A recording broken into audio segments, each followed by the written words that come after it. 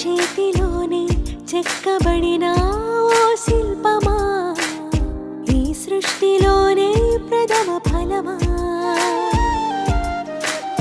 ఊహలకు అందని అపురూప నిర్మాణమా, ఆ దేవదేవుని స్వరూపమా,